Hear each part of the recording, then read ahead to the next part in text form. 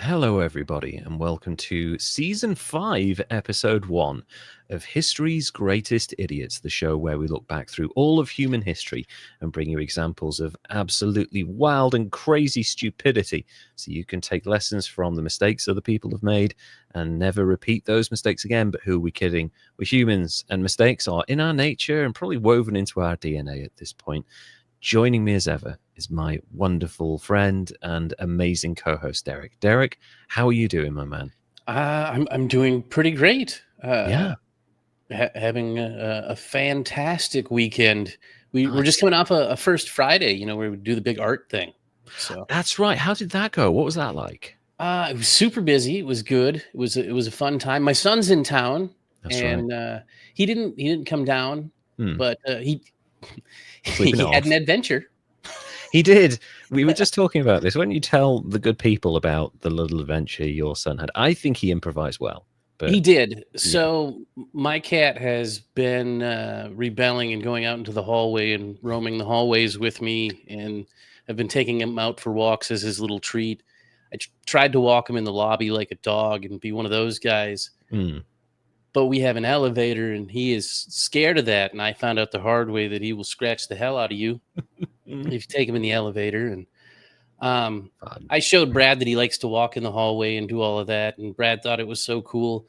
So while we were downstairs, he was crying at the door, and Brad thought, okay, I'll let him go out in the hallway. But he went out the door and he kind of shot out. And Brad was like, oh, no. And he went out after him. And the door shut behind him. And he didn't have his phone or the key. And he tried to take Rocco on the elevator. Without knowing. Yeah. And so he got all scratched up. And then he then met the neighbors and decided to have them meet the cat. But hold this asshole for a second, please. Yeah. But luckily, the neighbors were super cool. Let him use the phone. I didn't answer, of course, because who answers the phone to strangers in nighttime? Exactly. But yeah, so they hung out and met the cat, and Brad had an adventure. Neighbors are cool. My cat's an asshole. And apparently you look young. Yeah. So they didn't realize that he was my son because he's a full-grown man that's like a foot taller than me. He's like 6'5" or something, isn't he? So he's huge. Yeah, almost. I think he's 6'4" now. Holy shit. Weighs more than me. He's like wider than me. Yeah, he's a big dude, you kid. And he's 19. I guess we both look so young. Yeah. So yeah, can't have grown-ups. Yeah. It must have been one of those situations where, like, hold on, this is your kid? And then Sandra walks in and they must have been like, oh, you poor woman. He's huge. Exactly. Yeah. Birth at SeaWorld or something. Holy shit. Like he is 6'5". Was he a big baby, Brad? He was pretty big, and he came out with giant feet, man. My son is going to be a popular boy when he's older. Oh man, dude, he just looked ridiculous. No, so he was. It was quite. I think I was like an average baby, but the main thing was that I took 36 hours to arrive. So they were like, "Oh, you've graced us with your presence, have you, Your Highness?" Ooh. I think it was like a 36-hour labor or some shit like that. So. Yeah, drug it out a bit. Yeah, I was like, I'm not quite ready. The world's shit, and I know it's going to get worse. So, I don't even know how long I took. I just know I was huge. I was like almost Mm. 10 pounds, man. Ooh, yeah, you were a healthy baby boy. Holy Yeah. shit. I think I was average. I don't remember. I was a chubby little baby, but not when I was born. So, but yeah, Brad must have the early warning sign that he was going to be a gigantic human being, which he now is. So Yeah, yeah, he was like a puppy. He came out with big paws and grew into him. that's amazing. Yeah, and almost ready for baseball. It's kind of like, yeah, you're going to be Yeah. perfect for some sort of sporting thing. Also, just before we went on air, I was showing Derek this new platform that I'm using to build websites called Bolt.new, which is generative AI that helps you build websites. But unlike Teamster, 36 hours is a while. I had to get flipped around in my mother's stomach while I was being delivered. Well, it's the early introduction to roller coasters. You know, like, Yeah. this is what the world's going to do to you. Blah, blah, blah, blah, blah. Like, holy shit. The early Gymboree class there. Yeah, yeah, exactly. Like, you're going to enjoy, like, when you grow up and you start toddling around, you're going to enjoy this kind of crazy activity. It's going to be great for you. Uh, Ah. Yeah. So I was introducing Derek to Bolt.new, and I was showing him how, like, you can give it generative AI commands and it'll change a thing for you and you don't have to do any coding, and it's really cool. What I didn't show him is how frustrated I was when it wouldn't load the project I was working on. I was like, "Are you fucking stupid?" And it's like, "I see a problem here. Let me try again." And then it'd try again, and it would make the same mistake. And I was like, "Why do you keep making the same mistake?" Like, "I'm very sorry. Let me try again." And like after 10 minutes of this, I just quit and tried from the start, and it was fine. So it was literally a question of Control Alt Delete. And have you tried turning it off and on again? And it was fine. I was like, it might be generative AI, but it still doesn't know how to turn itself off and on again to fix the issue. So it still needs an IT crowd.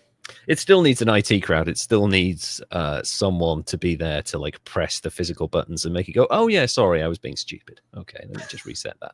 So we actually, this is the second time myself and Derek have recorded this weekend. We actually recorded yesterday for our patron. A December Patreon exclusive recording will be going up in about 4 days now, something like that. And if you would like to see that exclusive Patreon recording, as well as many others, and get behind the scenes into our lives, get access to our scripts, get a call out in the podcast, and also get a gift for joining and an annual gift when you are with us for a year, which reminds me I need to do another one of those, go to patreon.com/history's greatest idiots. And also, if you want to follow us on social media, you can find us on Instagram at history's greatest idiots and on YouTube at history's greatest idiots. That's where we are. Also, if you go on Spotify now, you can see our podcasts in glorious 1080p live video, which is now on there. Silent Crisis, hello. One of our wonderful patrons is here with us. And actually, while we're on the patrons, let me read out some names. So we got Jesse Christ, our OG patron, Kimberly Johnson, Andrew Zavara, Dilly Baub, Silent Crisis, who we've just mentioned now, and Carrion. Thank you all so much for being such wonderful patrons and for staying with us for as long as you have. We really appreciate it. For real. For sure. And actually, this is only, we recorded yesterday for Patreon. Last weekend, we recorded our 100th episode. So this is episode 101. Yeah. Yeah. Gosh. It's flown by, man. I mean, It really has. yeah, we are batch recording these so that we can have a big long Christmas period break. But this is episode 101. And I was struggling to think about what I wanted to cover with this episode. And I think I mentioned this yesterday in the recording. I considered covering Philip Green, who is a British businessman, mogul, and more than kind of controversial. He is controversial. He may or may not have pilfered a bunch of money from people's pensions. I don't know if that's the case. I haven't done enough investigation. Don't sue me, Sir Philip, although it may not be Sir Philip anymore. They might have stripped him of that title. Do they take that away if you allegedly take people's money? Oh, yes, you lose all of your stuff. You get knighted. You can be unknighted as well. They don't quite chop your head off. They just uncross the shoulders with the sword and like, get the fuck out, you dickhead. Smack you in the side of the head. Yes, get the glove out, slap you across the face. So yeah, I was going to do that. And I've already identified an Australian story, which I told you about, which is an ATM hack that a guy used to make himself incredibly wealthy over there. But I found a really interesting story. I was going to say cool. Then it's not cool what these people have done. So this is the story, because we've covered a lot of cults in our time, and Yes. they're almost exclusively American. The ones we covered. Yeah, we're good at cults. Yeah, and I looked into a documentary about, it's like, why do Americans have more cults than the rest of the world? And like they were like, it's tied to, first of all, the market's huge, so there's a lot of money to be made from cults, and there's a lot of people there. But also, you are more of a religious country than most of the Western world, which is kind of not really that Christian anymore, because it's kind of died off in most of the world, except for like certain parts of Spain and Italy and stuff like that. But it also comes down to the fact that people want to believe, and they're constantly searching for like the American dream and life improvement and a connection and a greater community and stuff. And a lot of that is something that Americans always strive for. And it's great that you look for that level of like, I want to improve my life. I want a greater sense of community. I want to progress my career and stuff. Whereas in Spain, Italy, France, the UK, Germany, Netherlands, and other parts of the world as well, other countries, they're just like, whatever happens, happens. You know, like, Back it. yeah, the dream is, I want to be in bed early tonight, and I want to have maybe some fresh food before I do so. Like that's the dream, you know. That's a solid dream, though. It's solid fucking. It's like the dream right now. But there are obviously cults in other parts of the world. As I remember, there was a cult in Japan that released ricin gas into the subway system there and killed a bunch of people. There's a bunch of bad. That was really bad. I think it was something like the Sun, or was it Mythic Dawn, or was that a different one? Anyway, there's cults all over the world, not exclusive to America. It's just the high profile ones that get covered are typically American cults. However, there is a rare occasion where there is a cult in the UK, and this one is allegedly, I just want to put that out there, this guy still exists. He's still out there. He's still running the website. They've pivoted, but there are elements of this which are similar to cultish behavior. So let me get started now with Lighthouse, or Lighthouse Global, as they have also been called, and a gentleman called David Waugh, I think it is. Is it David Waugh? We'll get to it anyway. So I should have known that before I started. It's in the script. Also, before we get started, big thanks to Catherine Nye, Natalie Trussell, and Jamie Bartlett, who wrote an amazing article for BBC News and who created the documentary series and podcast A Very British Cult, which is excellent. I would highly recommend you go and listen to it and watch it and read the article. It's where 90% of this information came from, other than my own research and going onto this hilarious Lighthouse Global website, which is, it's like proper Web 2.0 early days, cracking conspiracy garbage. I love it. So that's a fun title, though. It is a very British cult. I was going to go with no cults, please, we're British. But there you go. Yeah, there you go. I've changed the word sex for cults. So yeah, there we go. But for impartiality's sake, I also want to point out that Lighthouse refutes all of the claims made in what they call the BBC documentary. Did you see what they did there? Ooh, it's good wordplay right there. It's clever English. And and have produced their own documentary called David versus Goliath, the series, which I actually think that sounds like something that will premiere on Amazon in a couple of years when they get desperate for content. But here's some blurb. What's that, sorry? So that seems fair. Yeah, like, and it's a good title for a documentary where you are going up against the BBC, which is one of the biggest worldwide media corporations of the world. The only thing is that the BBC have journalistic standards and guidelines they have to follow. And I know they've broken them a few times, but I'll give you the evidence and you can judge whether or not they have. Let me give you some blurb from the website that Lighthouse said about the BBC. So they said, this video has been produced by Lighthouse Global Media. See, they have a global media company. They're just like us and Rupert Murdoch. In response to the BBC documentary, A Very British Cult, and its associated radio and podcast programs. You don't have to call it a podcast program. You can just call it a podcast. People know what you mean. You have been ATM deceived. machine. Yes, the podcasting machine, the the radiography programming. You have been deceived by the BBC once again. Watch the live showdown in real time with full facts and evidence. The court of public opinion will rule in this case. It already has, and it didn't go your way. Don't let it happen to you, your family, your children, your business, your life. Definitely not the kind of threatening, crisis elevating language a cult would use there. That's totally normal behavior. I also want to point out that every word from the statement that I've read already has started with a capitalized letter. That's just poor grammar. Yeah. It's like a newspaper headline. Or it's got a message in it. It's potent because every letter is every word has a capitalized start. It's an important message. But there's a message though. What's yeah. Let's see. So let's see. YHBDBTBBCO. I can't bother. Now, if you decode that, add 2 1s. Sorry. Yeah. Take that, deep state. The documentary, the trailer for it, because there's a trailer on the website. I think it's like 2.5 minutes long. It feels like it goes for a fucking lifetime. The documentary starts with unrelated stock footage featuring Jordan Peterson, Candace Owens, Tucker Carlson, and Russell Brand talking absolute bollocks about conspiracies, immediately discrediting what you're about to see. And it's completely unrelated to their work. So you see these high-profile alt-right conspiracy theory toting personalities, and you're like, where are we going with this? And then it just after a bunch of strongmen statements, it cuts to Paul Waugh in like a Motel 6 or something, talking to a random woman who's sitting across from him diagonally, just nodding.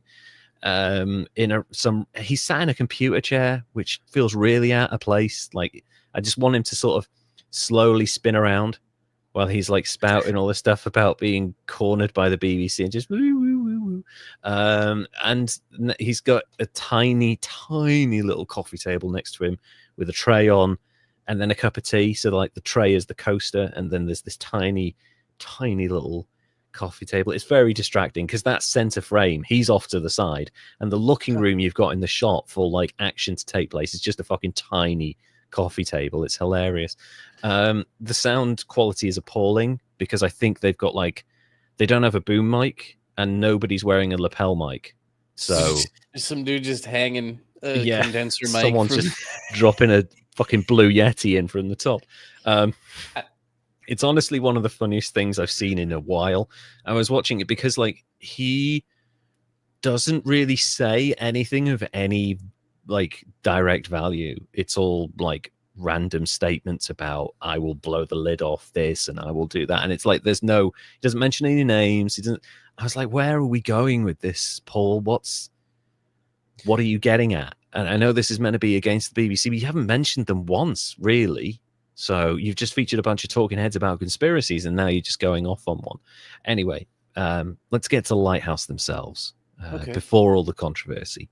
So Lighthouse promised life coaching to help people realize their dreams, but an 18-month fucking big investigation by the BBC finds it takes over people's lives, separates them from their loved ones, and harasses its critics. Standard cult and Scientology behavior right there. Not cult stuff. Not a cult. That's normal. Every business does that. Oh, you want to take your business away from our restaurant? Well, we're going to fucking call your mother and threaten her. So Jeff, yeah, that's normal. What's wrong with that? Jeff Lee Jones had only been part of Lighthouse for a few months when his girlfriend Dawn noticed something strange was going on. Jeff no longer seemed himself. The invasion of the body snatchers stuff here. Jeff had joined the pioneering life coaching and mentoring group to help him find more direction. I feel like a lot of people can identify with this already. You're changing career, maybe you're at a certain point in your life and you need a bit of guidance, and you look in a bunch of other places, and that's perfectly fine. This guy went here. and he had been planning a solo hike to the South Pole and thought a coach could help him be more disciplined. Unless that coach is a fitness coach, probably the wrong choice there, Jeff, but who are we to criticize? Gosh, I hope it's a coach that's like, hey, dude, have you ever hiked somewhere that's really, really cold before? Yeah. Maybe Have you you worn shouldn't do that. layers? Yeah. Have you ever clubbed a seal in self-defense? Yeah. So yeah, it's an interesting thing going to a life coach when you're thinking about trekking to the South Pole. I feel like that's the kind of thing you would talk to explorers Yeah. for, or Arctic scientists who are stationed out there and stuff. Yeah, but who are we Maybe. to judge? Yeah, it was a good Yeah. chance. Maybe he saw maybe there was an offer on I don't know, one of those websites. Maybe he got like a code and got 10% off or something. And he was like, oh yeah, I'll take this. Was it Groupon? It was a Groupon. Yeah, a Groupon experience. Yeah, going to the South Pole, 10% off here. But then Jeff began spending all day on secretive phone calls and avoiding friends and family. He even sold his house to invest more money in the group. Surprisingly, this isn't a crypto scam, amazingly. So one day, Dawn, his girlfriend, overheard one of Jeff's many supposedly motivational daily calls. It wasn't about the South Pole at all. It was about her. Jeff was being told he needed to choose between Lighthouse and his family and loved ones. That's not culty. That's normal behavior. That's not like what a cult does immediately. No. That's what my life coach did. Yeah, this is what everyone tells me all the time. Just cut everyone off and go and live in the woods with us. Yeah, that's just normal stuff. In November 2021, Dawn contacted the BBC. We've had private investigators reports into Lighthouse, she says, but you can only ever go so far. She was nervous. Lighthouse isn't an ordinary life coaching organization, Dawn explained. It's a cult. This is what Dawn said, not what we're saying. Jesus. Calm down, Paul. Life coaching is booming UK industry. There are an estimated, this shocked me, 80 to 100,000 people working in the field in the UK alone. Life coaching. I question how many of them are qualified to be life coaches. If there's that many of them. Is there a certification process, or there's a bunch of certifications you can get to be a life coach, or like, because there is like, if you want to be a psychiatrist, obviously you have to take a bunch of tests, you have to go to medical school, you have to be trained. There's a bunch of formal qualifications. However, to be a life coach, you don't need any formal recognized qualification outside of what a bunch of random bodies say. Oh, you qualified because you gave us $3,000 to train or whatever, you know. So it's not recognized by the medical field. It's a bit like chiropractic, you know, like it's linked to wellness, but it's not covered directly by medical practices and stuff. It's a bit of a gray area. So I see. Yes. Go on. Okay. I didn't know chiropractic.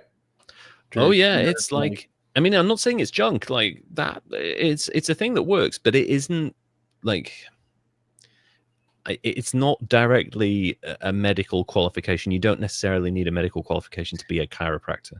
Right. I don't know that I hoped. Yeah. Well, I just wouldn't think that chiropractor and life coach, like, I'm not sure putting them in the same. No, I get it. Yeah, a little different. One's a little bit more esoteric, but it's basically, you know, you don't need qualifications to do it. Essentially, you don't have to do any studying to be a life coach. You can just call yourself a life coach. Boom, you're a life coach. Yeah. And I suppose the life coach is probably less likely to paralyze you if they don't know what they're doing. For sure. Not entirely impossible, but less likely, especially if the South Pole's involved. Yeah. There's a fair chance of death with that. And I don't think life coaches can help you with that. Like, you've really got to want to drive through that frostbite. You know, when your fingers go black with, you know, and you're thinking about cutting them off, just cut them off. You don't need them anymore. It's fine. Rub them real hard together and they'll snap right off. Yeah, just stop what you're doing and just blow on them a little bit. It'll be fine.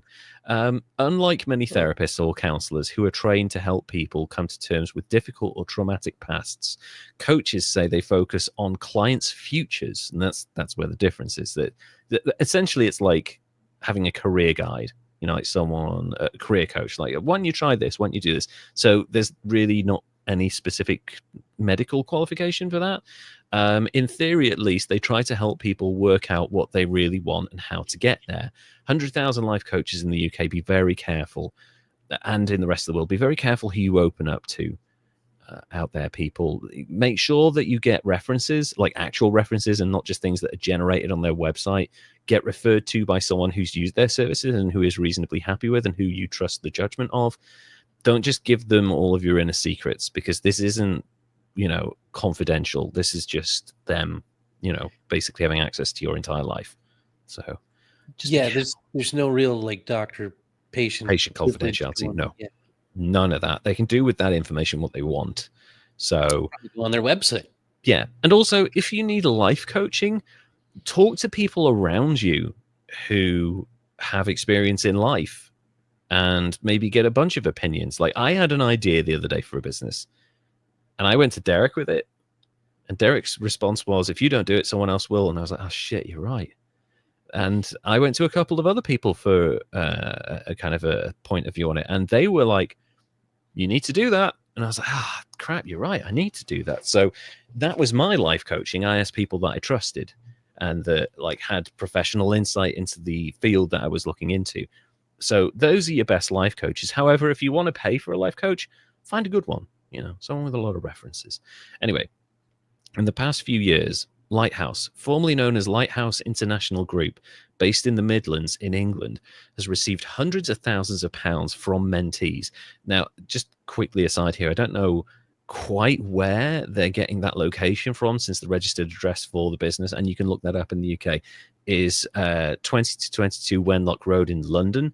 But this is a detailed article, so I'm sure they found like some secret underground bunker. Okay. Coaching life people in Dudley or somewhere like that. Set up in 2012 by businessman Paul Waugh, it claims to be different from most life coaching groups.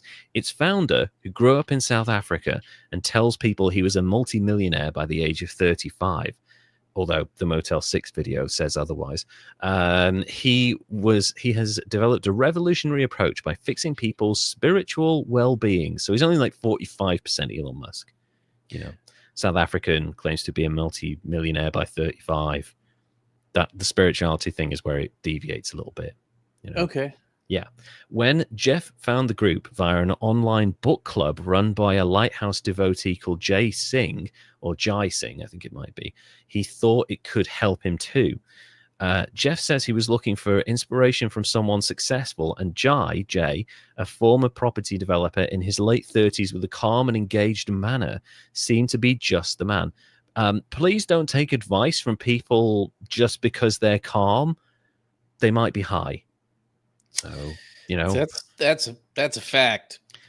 Sometimes frantic people, you can take advice from them too, but basically, like, always question everything. If someone's like super laid back, like, yeah, man, just go to the South Pole, you'll be fine. They might be stoned. So there's a real good chance of that. I'll come with you. We'll take some noodles. It'll be a great laugh. It'll be amazing. I thought he was smart, recalls Jeff. He was interested in the same ideas I was interested in. I wonder if he told him, like, oh man, I'm really into the Rolling Stones. Me too. I wonder if it's that. Yeah, that's the way you pick your life coach. Yeah, like tell me what you're into. Oh, I'm into that as well. That's a bit of a warning sign there. Pretty soon, the pair spoke daily, sometimes for hours at a time. Gradually, conversations drifted into Jeff's personal life, relationship troubles, his past, his insecurities. The honesty seemed to help Jeff focus. It was brilliant at first, Jeff says, of these early sessions. He soon paid £10,000 for a year-long mentoring course to help him improve his discipline. Shit. That escalated quickly. Yeah, for a year. So you're talking like 800, 750 pounds a month for coaching. That's a lot of money. Yeah, that's a car payment and insurance and gas. It's like twice my mortgage. That's how much money we're talking here. Shit. I was motivated. I was inspired.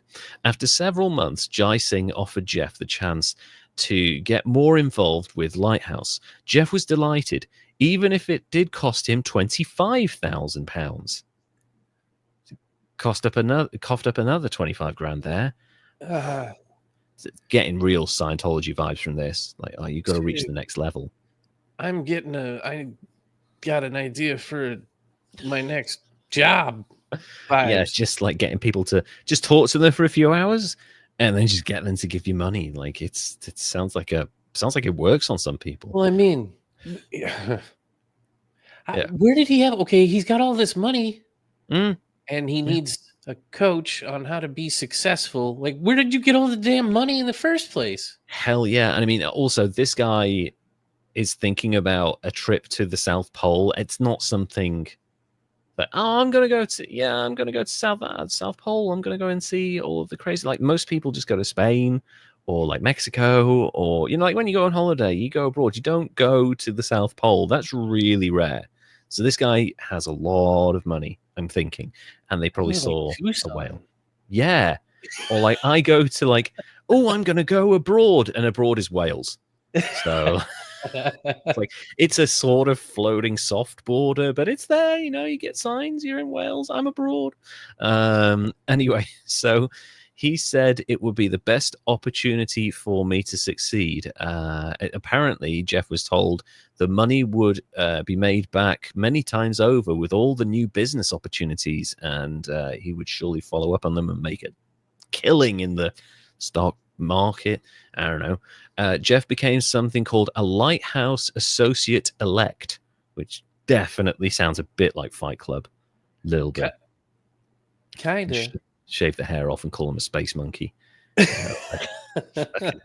It meant he could tap into Lighthouse's network of brilliant entrepreneurs, sitting in on their daily meetings and even training to be a mentor himself.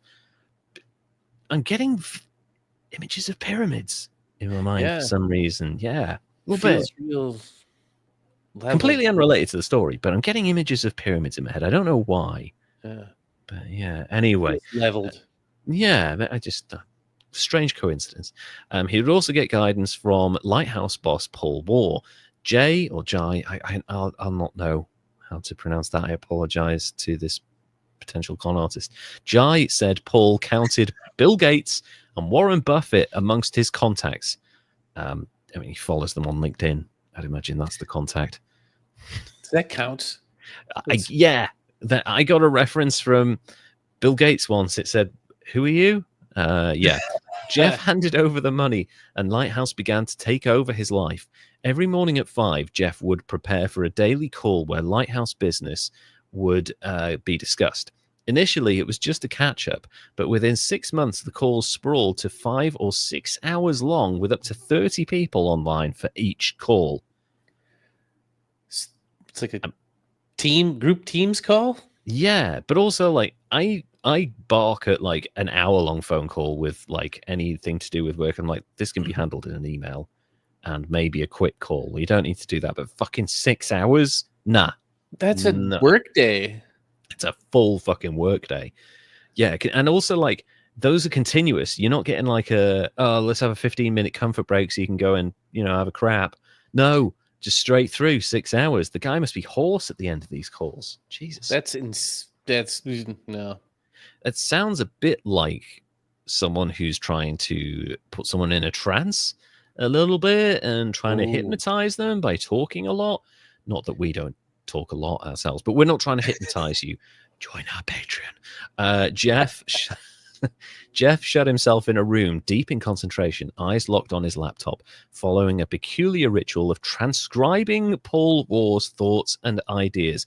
I bet that was fun. Scribbling down the ramblings of some random dude who's just spoken nonstop for 6 hours. That's, you know, I would never employ a human being to transcribe one of our podcasts. And our podcasts are only like an hour and a half, 2 hours typically. Could you imagine transcribing 6 hours worth of complete insane ramblings? Shit. Oh, that would be so terrible. Like that would be just mind numbing, like Yeah. finger cramping. The amount of like, I mean, I would have to just go back and forth and back and forth and back. Like it would take me like I don't know. It would take me probably a month to do each one. Exactly. And I would just tap out within like half an hour of doing it. Like, no, I'm not. I can't be asked doing this anymore. It's fucking boring. And this happened in my previous job. The clients, when I was like head of written content, the clients wanted transcriptions of every episode. And I was like, well, first of all, they're of very little importance because no one really reads the transcripts. They're just there for SEO purposes. But they were given to our writers, and I just eventually said to my boss, this is a massive waste of our time. Let's get AI to do it. And he was like, yeah, it'd save us a fortune. And we did. And the writers loved it because they didn't have to spend hours writing and changing all of the transcripts. It was amazing. So it was one of those occasions where writers were happy to have less work. Like, if they had to do it live, that would be just wild. But I imagine it would, after like 10 minutes of waiting for that 6 hours to download, I would have been like, no, not fucking worth it. I want my 35 grand back, please. So the schedule often running from 5 in the morning until 10 at night. What? He's not getting paid for it. He's paying them for the privilege of 15 hours of fucking work. It was relentless with little time off. But these calls weren't what Jeff had signed up for. Call transcripts seen by the BBC reveal little of the expected talk of self-help, networking, and business success. They recorded something quite different. Perhaps the most important idea in Lighthouse is something called the levels. Paul Waugh, borrowing from the ideas of a famous American psychiatrist called M. Scott Peck, who you may be familiar with, says everyone falls into one of 4 levels of spiritual development. Level 1 is chaotic and childlike state, while level 4 is a conscious and present person, free of constraint and fear. The key to success, explained Paul in his calls, was to get to level 4.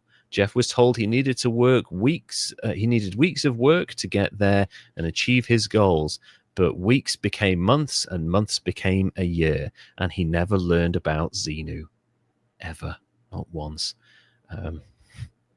That's Scientology. I'm sorry, totally unrelated. Okay. Yeah. This one has volcanoes too? No, sadly, not yet. Anyway, that's level 3 shit. Okay, he's at level 1. Does it have any actual lighthouses? Sadly, not. No, I wish the guy lived in a lighthouse and he could have been like, join my crew and you too can live in a lighthouse by the sea. That's kind of, I'd join a cult for that. Give me my fucking lighthouse. You know, that is what all of these cults are lacking, is a lighthouse cult, like a cult of people living in lighthouses. Now let us say the sacred chant. I want to be a lighthouse keeper and live on the side of the sea. I want to be a lighthouse keeper and live in harmony. Yeah, so this guy's just paid 35 grand, and all he does is listen to someone talk for 6 hours, transcribe it, and then never progress at all. When Jeff got frustrated on one call, which he fucking would, Jay Singh told him to up his efforts and stop being emotionally lazy. Wow. Flip that on him. Yeah, that did. I'm emotionally lazy when I try and communicate through farts. I think that's probably one of my worst things. In fact, only one person in Lighthouse was at level 4. Can you guess who that was? Jay Singh? No, it was Paul Waugh himself, the guy who ran the company. Yeah, the only man who lived in a lighthouse. He doesn't. Just put that out there. He doesn't live in a lighthouse. Don't sue me over that, Paul. All right. Everyone else was stuck at level 1. Everyone else, not even this guy who recruited him, wasn't at level 2 or 3. There was only one person at any level other than 1, and it was the owner of the company. Interesting. Yeah. Okay. That pyramid suddenly got flattened super quick, didn't it? Yeah. And the main reason for that, the Lighthouse founder said, was the negative influences around them. Paul has since said a handful of other Lighthouse seniors have finally reached level 4 after more than a decade with the group.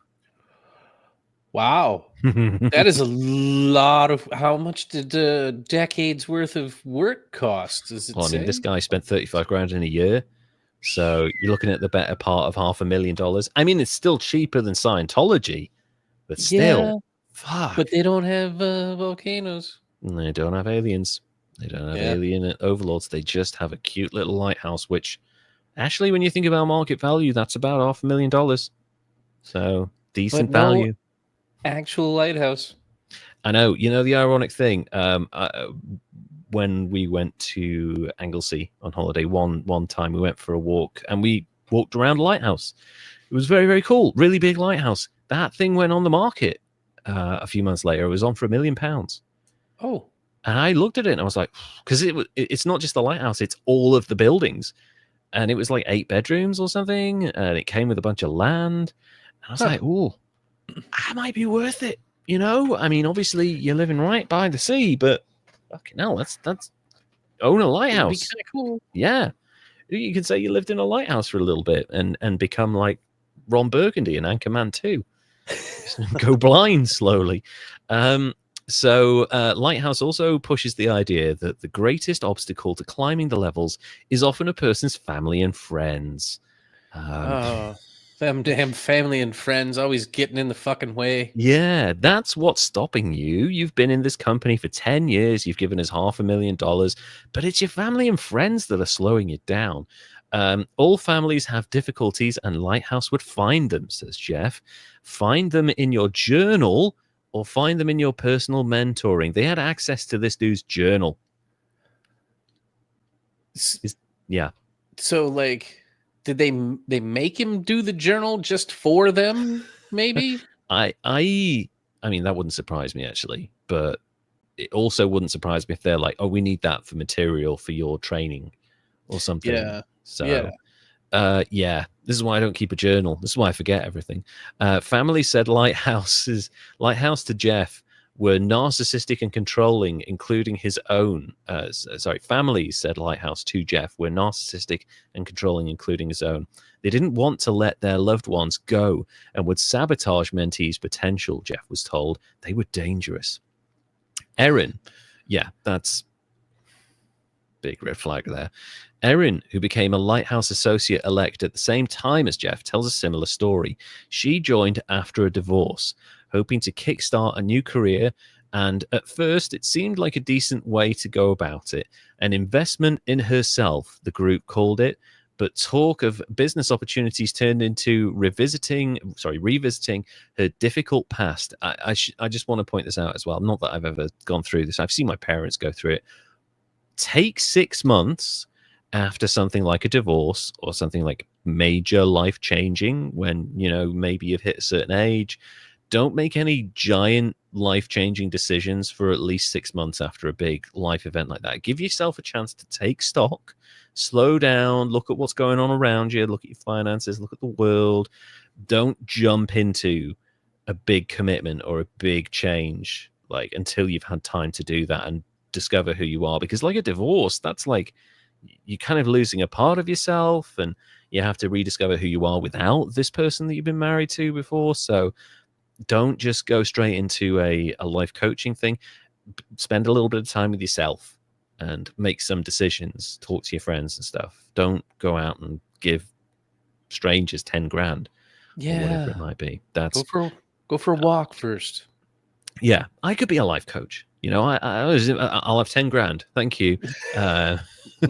Erin, whose name we have changed, told her mentor that she was about 13 when she was abused by someone known to her family. Lighthouse wanted her to take her parents to court and make them pay for not taking better care of her. I think you're aiming that at the wrong person there, my dude. Yeah.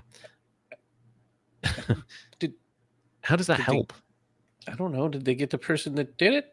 Apparently not. They didn't want them to target that either. They wanted them to target the parents.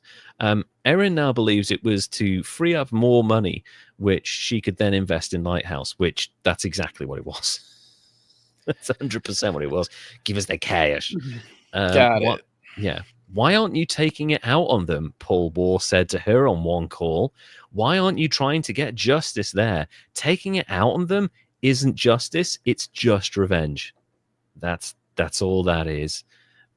Sounds like visualize Carlton. Oh my God. It fucking is. Oh, wow. So I love The Mentalist. I really enjoyed that series. My wife and I recently rewatched it in the last year. Visualize is a cult run by Malcolm McDowell, who's really good in the series, actually. So, Okay. yeah, it's very Scientology-like. Big slap of Scientology. They even have like a mind clearing device, which you're supposed to hold on to while you confess your innermost secrets and stuff. And they bring Patrick Jane in, and he's a mentalist, and he like fucks with them because like he's smarter than them. It's a good storyline. I of all the trashy TV shows from that era, The Mentalist is like a level above in terms of quality and storytelling. But Dude, yeah, that was a good show. Yeah. I That enjoyed one, that. I liked Lie to Me too. That one was a good one I around the liked same Lie to time. Me. Yeah, I watched that all the way through. Was a little bit surprised by the ending, where they're like, spoiler alert, why don't you get with her? Come on, Dad, get with her. I'm like, really? That's what you're going for? I mean, it works. It's fine. It's just maybe crack a big case first. I enjoyed that. I really liked Lie to Me. Yeah. Yeah. Although we tried to rewatch Bones recently, and I don't think that's aged particularly well. Didn't ever watch that one. You probably didn't miss. I mean, it was good at the time, 20 years ago. Great show. It hasn't aged so well. The character of Celie Booth is like a miserable bitch for the first 3 seasons. I was just like, I don't want to watch this person on my screen. He is a terrible human being. He's really rude to the people he works with, and he's a kind of an asshole. It's like Louder Milk. Yeah. So yeah, I might actually rewatch The Mentalist again, even though we know who Red John is now. So anyway, I don't think I finished it, so don't say nothing. I'm gonna go back and watch that now. I ain't gonna ruin it for you. It's the Red John, because like the last season is kind of didn't need to happen necessarily, but they find out who Red John is, and like, okay, it's really good. It's really good, man. And it's a satisfying wrap up as well, because he does exactly what he's been saying all along. So it's really cool. All right. Yeah, go and give it a watch. It's great. You wandered off on a tangent. We did on a mental tangent. Thank you, Silent Crisis. That was worth it. That was totally worth it. So we've now spoken to 20 people who've left Lighthouse. A similar pattern has emerged. People join a mentoring group, usually looking for a career change or new direction in their life. Things start off well, and happy mentees invest more money, which is probably how they get you in. You have a good experience at first, and then they con a bit more money out of you, and then it just gets worse over time. But before long, it drifts into endless introspection about troubled backgrounds and awkward families who mentees are encouraged to think of as toxic influences. Life coaching is not a regulated industry with strict professional codes like psychotherapy. And while there are qualifications available, anyone can claim to be a life coach. Thousands do. As I was saying at the start, you can just call yourself a life coach. If someone's like, what's your qualifications? You can be like, I grew up on the streets, and I, like, that's your qualification. Okay. I'm still alive. I'm still here, and I'm older than you. Therefore, I'm a life coach. Let me show you how to make a spear. Paul Waugh said, what? And oh my God, that's exactly what. Let me tell you, Paul Waugh said, what qualifies us is experience. Fuck me. I was doing that as a joke. That's his statement. Holy shit. Mentoring isn't a qualification. It's an experiential thing. No, it's a qualification as well. Holy shit. All right. What is your experience, Paul? Can you go into your experience? I mean, there's not much out there about your life in South Africa during the apartheid years. You want to tell us about that? I'm sure it was interesting. You've got a charity that works out there. So do you want to tell us about your life growing up in South Africa during apartheid? I'd like to know. I think that'd be interesting. So tell us, please. I'm sure you were on the right side of history. But coaching in the wrong hands can be dangerous. Before he joined Lighthouse, 30-year-old Anthony Church had struggled with anxiety and depression, suffered a breakdown, and attempted suicide. Early mentoring sessions with Jay Singh seemed to help, and he eventually handed over £5,000, half of his life savings, for more coaching. God damn. That's not good for someone to hand over that serious chunk of change. After a while, Jay encouraged Anthony to reduce his medication, even coaching him on what to tell his doctors to convince them his mental health had improved. That's so dangerous. So let me coach you on how to make your doctors think you're cool now. Yeah, let me help you trick your doctors into thinking you're well. That's not good coaching. That's probably illegal. Recordings of calls handed to the BBC reveal Jay telling Anthony that medication is not a long-term solution because it doesn't encourage the person, wait for it, to consciously make decisions to command and reprogram the subconscious mind. That's kind of bullshit that Russell Brand's spouting right now. When a doctor agreed to cut down his dosage, Anthony started complaining of withdrawal symptoms. Jay said it was part of the process. Yeah, you'll be fine. Don't worry about the increased thoughts of depression. You'll be absolutely fine. Caroline Jesper, head of professional standards at the British Association for Counselling and Psychotherapy, listened to hours of calls between Anthony and Jay and said if one of her members behaved in this way, the association would investigate them under its professional conduct procedure. Those who became part of Lighthouse were told slightly different things about what the money they had paid was for, but they were all told their investment brought them pioneering Lighthouse mentoring, which would transform their lives. Often, they were told they would make their money back quickly through networking opportunities, new business ideas, or by becoming mentors themselves. They were also told they were helping to fund Lighthouse's charity work in Africa. And by charity work, do they mean Paul was going on holiday there and just shooting random animals? He sounds like that kind of guy. I mean, I'm not saying he did. He sounds like the kind of person who'd I'm going on holiday to where? Safari? Why are you taking your rifle? Former mentees say they were encouraged to borrow money to pay for courses. Erin says she got a credit card at Jay's suggestion. Yeah. Credit card debt. That's going to help. To devote himself full-time to Lighthouse, Jeff stopped working. Sounds like he had a good job as well at this point. Sold his house and ultimately invested £131,000 in the group. $200,000 in total. What? Yeah. Oh my God! How did he have so much money and still think that he needed? Oh my God! I know. At a certain point, you're doing okay. People, I know a lot of people have imposter syndrome now, and a lot of people feel like they could be doing better because of all the influencers that are talking about grinding and making millions. If you are comfortable and you're able to pay your bills, you are doing really well for yourselves and should be commended on that. Just keep trying to make little incremental improvements. Do not hand over tens of thousands of pounds to anyone except our Patreon. And no, don't do that. We don't want huge sums of money from you.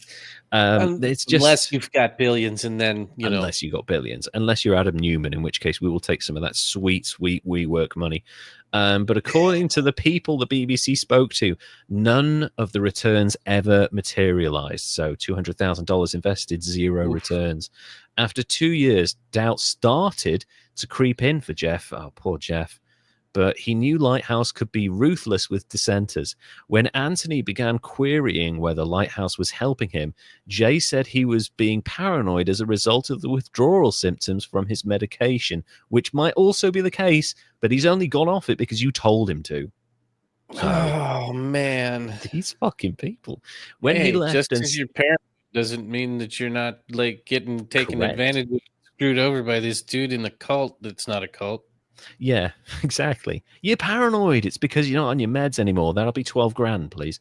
When he left and sent other Lighthouse mentees information about cults, Jay threatened to call the police, and when another former mentee, a teacher in her 50s named Jo, discussed her experience on an online forum, a senior Lighthouse member contacted her school and said she was a danger to children. Classy.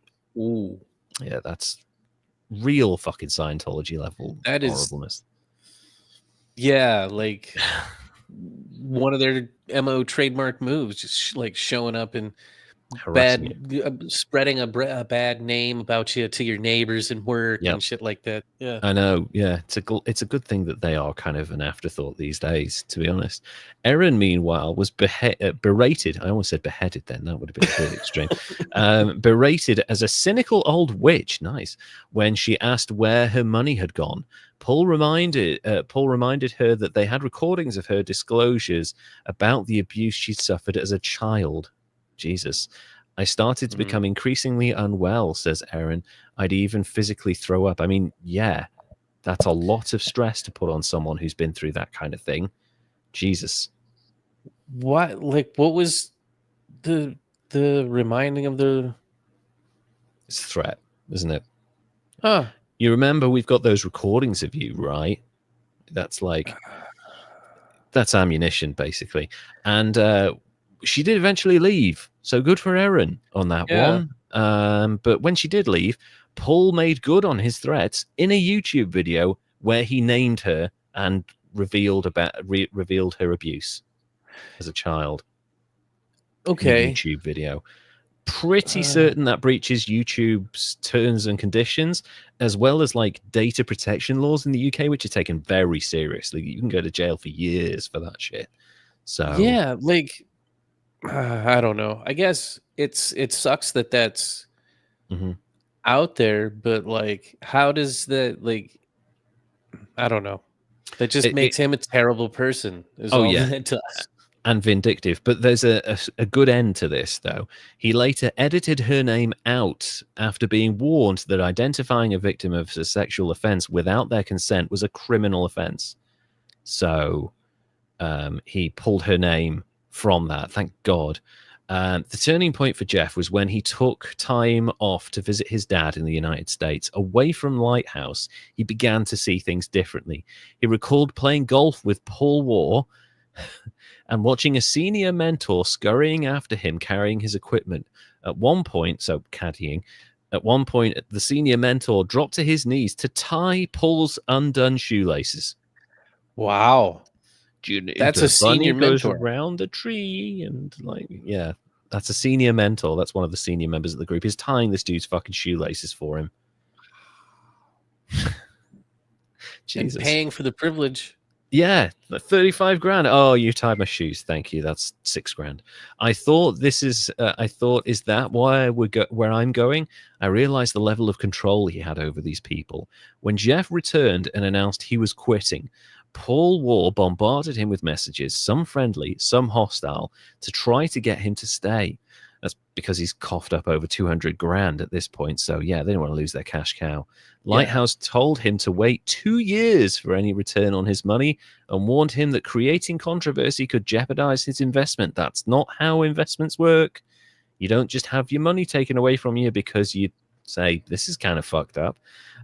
Jeff asked for a refund, and the group responded by saying it would be stepping up investigations into Jeff and his girlfriend Dawn. Good luck. The only thing you're going to find is that they're victims of fraud. In the end, the Lighthouse contacted Dawn's employers and claimed she was a dangerous internet bully. Yeah. Oh. I'm sure they Look, gave a shit about that. Yeah. She just bullied me on the internet.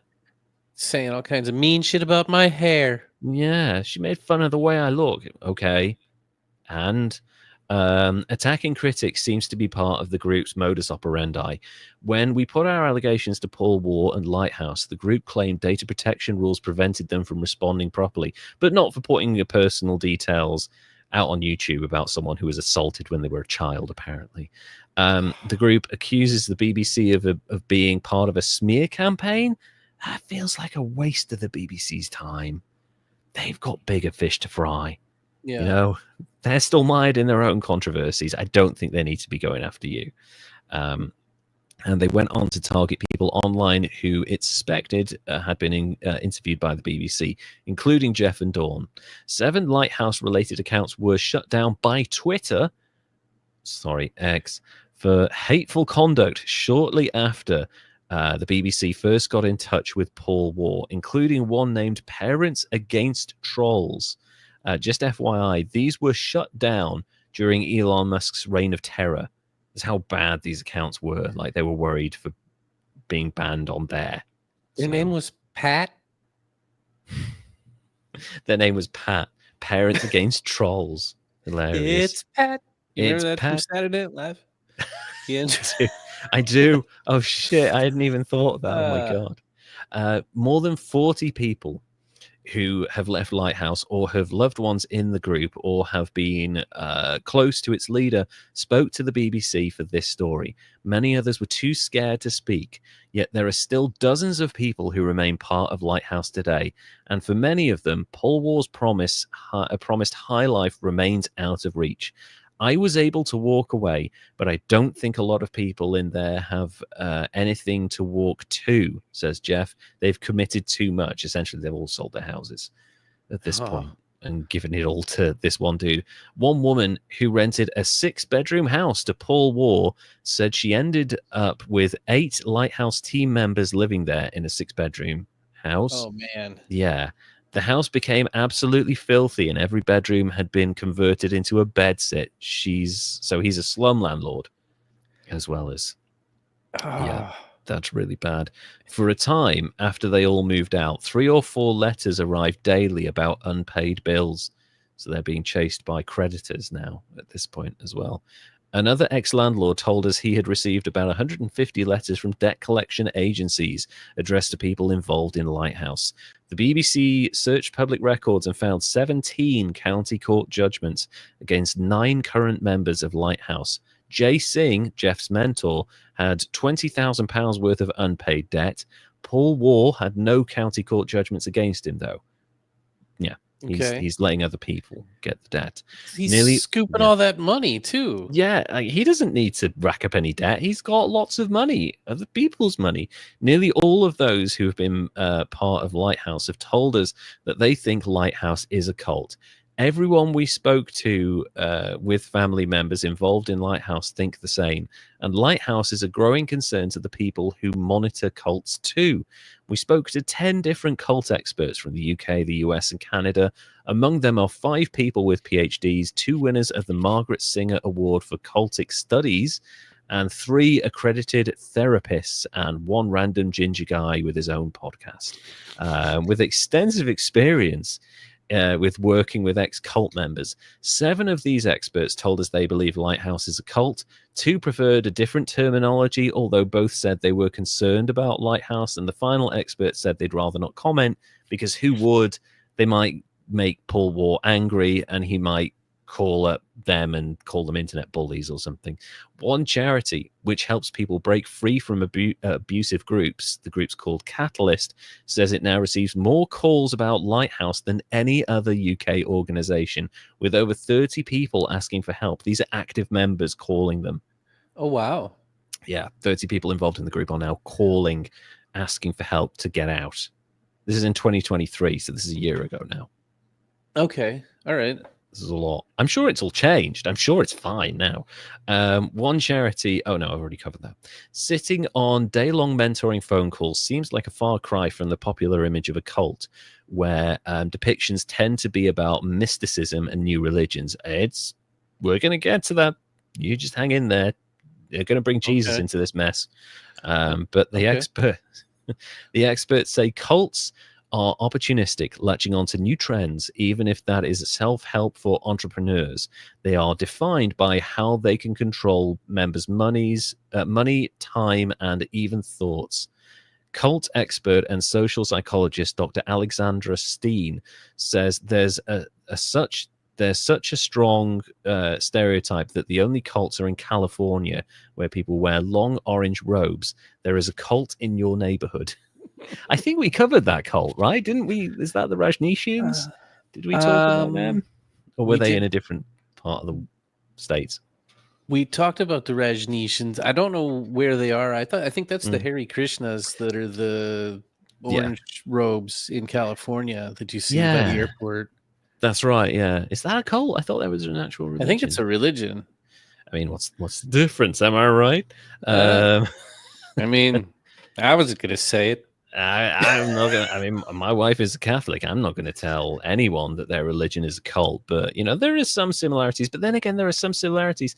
You spend half an hour on any social media platform, you'll see elements of a cult in the behavior of that social media and people on that platform. You look at fans of musicians, there's cultish behavior in there for sure.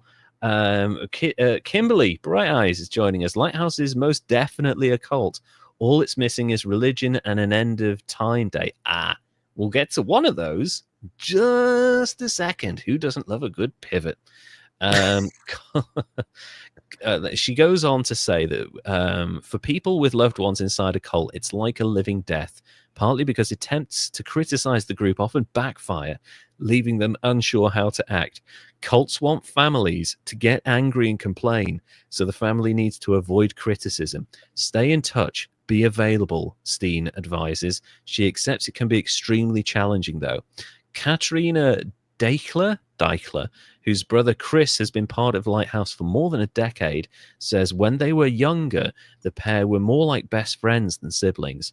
But last year, so 2022, when Katrina wrote about her concerns about Lighthouse Online, Chris reported her to the police for being an internet troll. The police took no action because, I mean, they've got bigger fish to fry again. They're not going to worry about one internet troll. So, yeah. I Weak mean, source right there.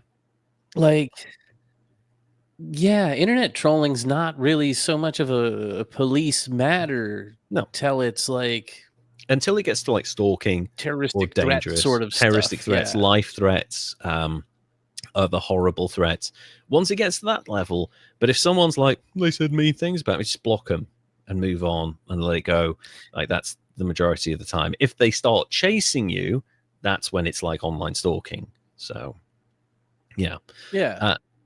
It's just crazy, Katrina says. I just feel numb now. I'd so love to have him back. That's so sad that they're splitting up families like this. However, in February of 2023, the UK government made an application for the firm behind Lighthouse International Group Holdings Trading LLP. How many different fucking International Group Holdings Trading LLP PLC fucking ETC? How many fucking different things do you need in there? Now the LLP, that's the licensed professional thing, right? So it's like trying to make themselves out big. That would be, but that would be, you would have to be like a therapist sort of thing, or like you'd have to be practice. registered with a body. Yeah, you'd have to have a practice for that. Exactly. Or I thought LLP was like a law thing, but I could be wrong. I think that's a different acronym. I guess. Anyway, the UK government applied to have it closed down after investigating it since June 2022. So they've been on it while this BBC investigation was going on. The business secretary argued the company was working against the public interest, which is, it's a very British way of saying they're dangerous. According to court filings presented by government investigators, Lighthouse was not keeping proper records and was not cooperating with the investigation, which meant it was impossible to determine the true nature of the business. They don't even know what they do. We're life coaches. Okay, can you show us your agenda? Can you show us your documentation? Nah. No. We just kind of coach people at living so they don't die and they give us money. Paperwork's experiential, man. Like, it's not real. We just have experience in paperwork. Paul Waugh. It was basically impossible to determine the true nature of the business. Paul Waugh failed to attend at least 5 scheduled interviews with the government and even told investigators he was not going to help them. I mean, at least look like you're playing ball, mate. Otherwise you're basically doomed, because the government is not going to be like, if you say you're not going to help them, they'll be like, right, we are going to fuck you over. And it's exactly what they did. It was found that between March 2018 and July 2022, about £1.2 billion so just shy of $2 billion, was paid to Paul Waugh himself, roughly half of the firm's income. The company also did not appear to pay any tax or any ordinary business expenses such as rent or utilities. How do you not pay utilities?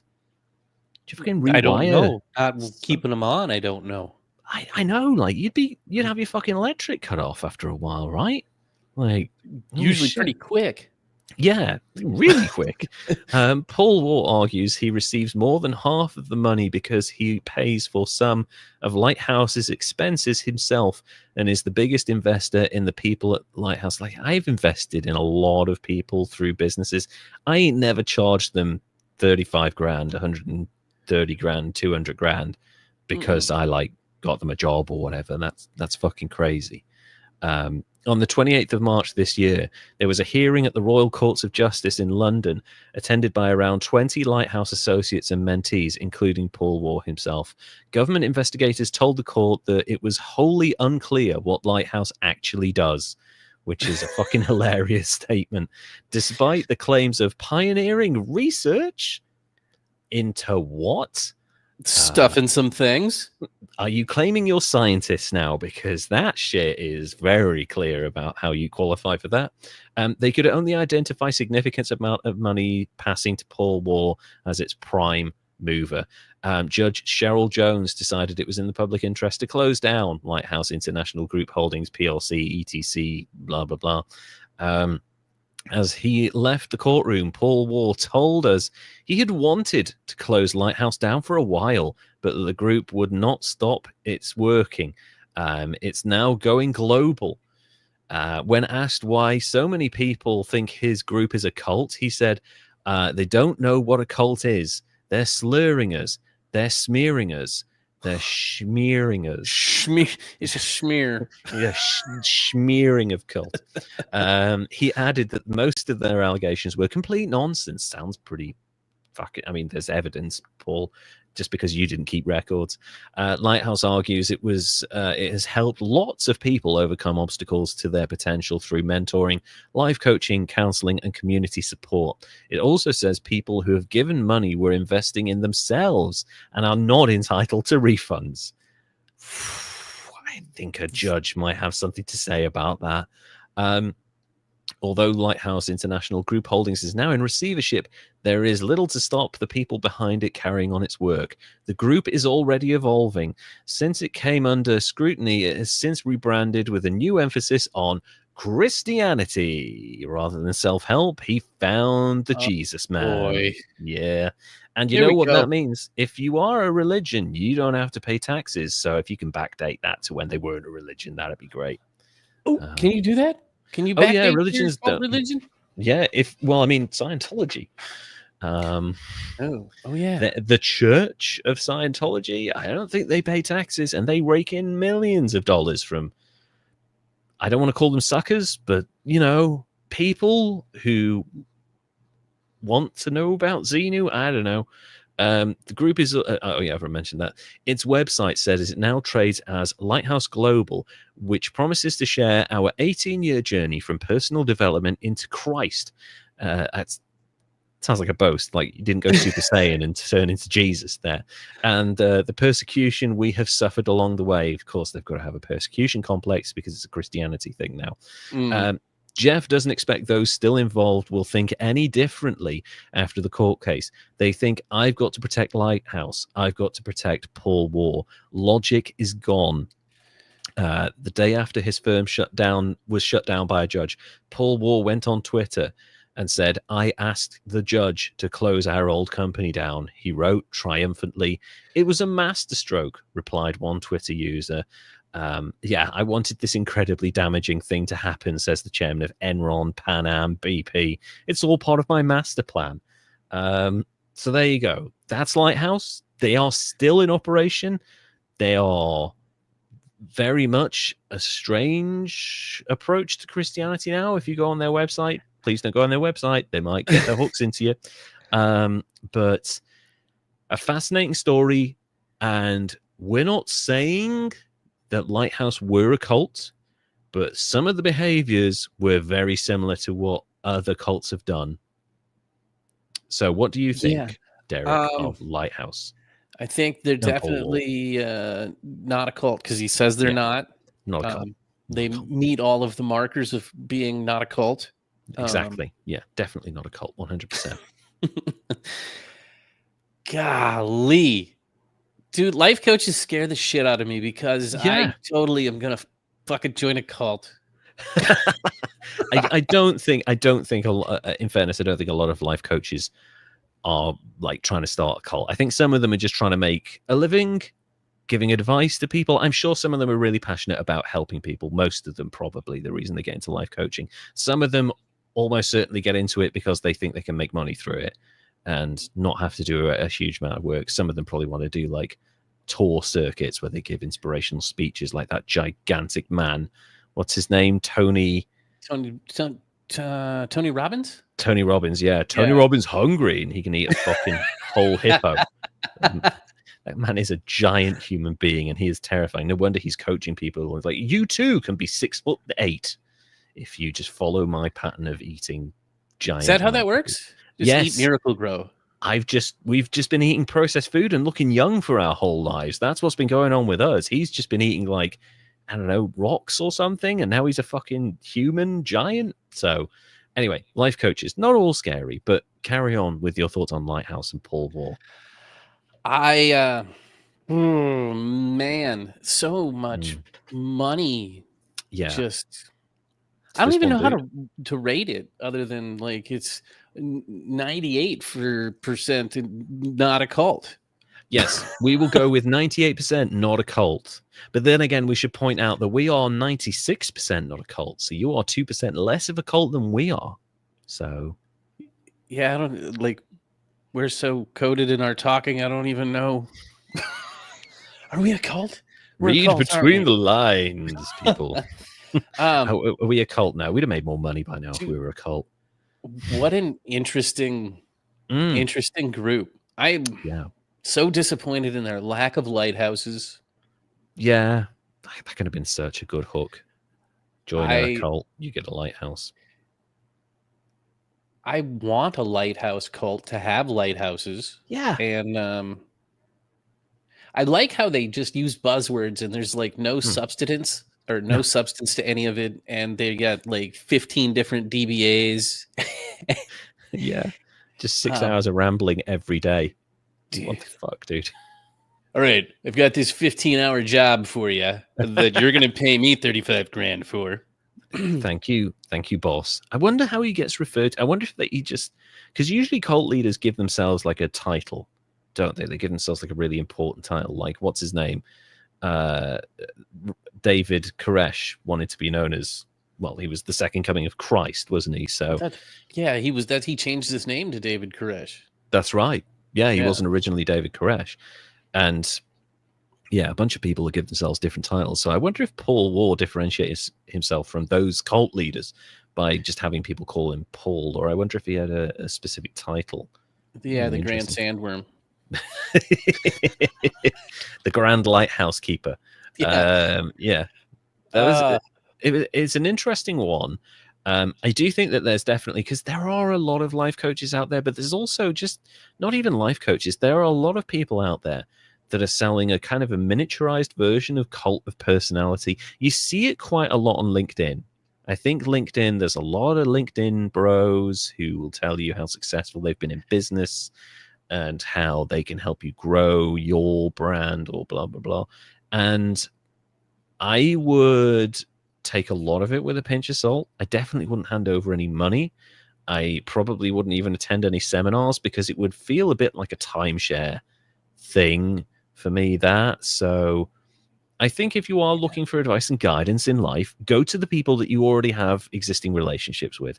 Go to the people that you trust, or go to people in organizations that you know are going to be impartial. So there's a bunch of like charities in the UK that I would go to for advice if I needed to. There's an organization called Mind that helps people when they are struggling with mental health issues. You can go to them. They have like classes for art and stuff, but they also have like counseling sessions where you pay a nominal fee, like £5, something like that, and they will give you a counseling session. And these are actual qualified people I would go to recognized organizations that have like charitable status because they have actual things that they are supposed to abide by.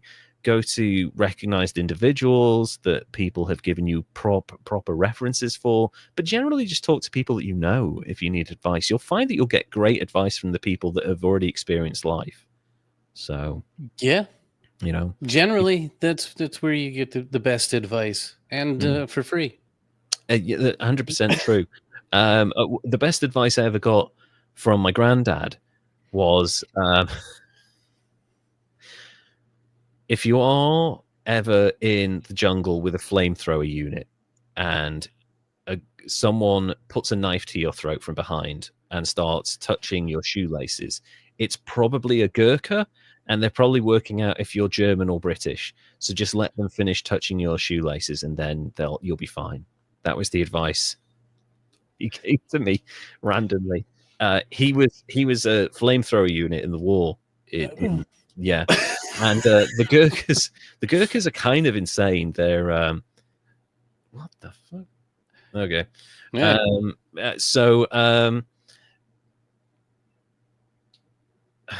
Okay. So he was part of the army, and he basically, the Gurkhas were part of the regiment, and they would creep up behind people in the middle of the night and just make sure that they weren't Germans. So yeah, pretty intense, really. Yeah, they could tell all that by the shoelaces. Yeah, exactly. Because the Germans changed their shoelaces in different ways. So very, very strange. Anyway, that's our show for this week. That's season 5, episode 1. Thank you all so much for joining us. If you would like to be part of our Patreon, go to patreon.com/historysgreatestidiots. If you would like to follow us online, you can go to @historysgreatestidiots on Instagram. Okay. And yeah, we'll be back in a couple of weeks. Derek, if you would like to say goodbye, please. Goodbye, everybody.